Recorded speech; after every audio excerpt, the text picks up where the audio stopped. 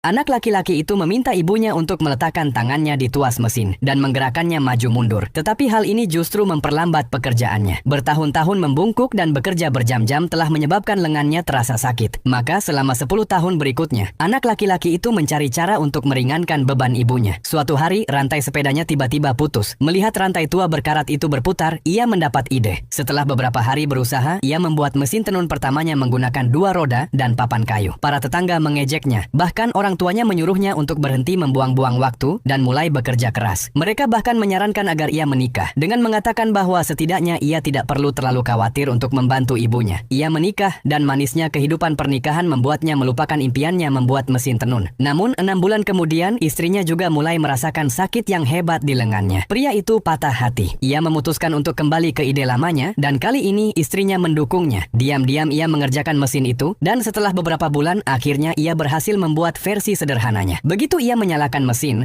itu mulai bekerja, tetapi tiba-tiba mesinnya meledak. Ia membeli mesin itu dengan uang pinjaman dari Badan Jaminan Sosial, berharap mesin itu akan membantunya melunasi utang dengan cepat. Namun kini para pemberi pinjaman mengancam akan menjual rumahnya. Ayahnya menyebutnya tak berguna, dan kali ini bahkan ibunya pun kecewa. Malam itu ia pergi sendirian ke tepi sungai. Kesedihan dan keputusasaan telah merenggut semangat juangnya. Keesokan paginya ia pulang, tetapi alih-alih memarahinya, istrinya justru memberinya perhiasan agar mereka bisa melunasi utang. Keesokan harinya mereka memutuskan untuk pergi ke kota, mencari uang dan merenovasi mesin itu. Namun pria itu terlalu jujur dan para penumpang memperlakukannya dengan buruk di pekerjaan kecilnya. Suatu hari ia bahkan mengalami kecelakaan. Saat di rumah sakit, ia melihat pria di ranjang sebelahnya sedang belajar untuk mendapatkan lisensi teknisi listrik. Karena penasaran, ia membolak-balik buku itu dan memecahkan soal yang sulit dalam hitungan detik. Terkesan, pria itu memperkenalkannya kepada seorang kontraktor dan akhirnya ia mendapatkan pekerjaan. Setahun kemudian ia kembali bersama istri dan putranya ke rumah orang tuanya. Ia juga ingin mengambil mesin itu, tetapi orang tuanya mencegahnya karena mengira itu adalah kutukan. Ayahnya bahkan membakarnya. Hanya istrinya yang menyemangatinya untuk tidak menyerah. Maka ia bekerja di siang hari dan mempelajari mesin itu di malam hari. Setelah setahun penuh, ia membuat mesin pintal lain. Namun istrinya menyadari ada yang salah. Benang yang keluar seharusnya berbentuk angka 8, bukan lingkaran. Mendengar hal ini, pria itu kehilangan kesabaran, merusak mesin itu dan menjualnya sebagai barang bekas. Keesokan harinya, ia menyadari bahwa yang ia butuhkan hanyalah sebuah lubang bundar kecil untuk memilin benang menjadi angka 8. Ia berlari ke tempat rongsokan dan membeli semua suku cadangnya lagi. Setelah beberapa perbaikan, mesin itu akhirnya selesai. Ia segera membawanya kembali ke desanya, merakitnya, dan mulai mengujinya. Bahkan para tetangga yang sebelumnya mengejek pun datang untuk menonton. Dengan percaya diri, ia menyalakannya. Namun tidak terjadi apa-apa. Untungnya itu hanya kabel lama yang rusak. Dia segera memperbaikinya.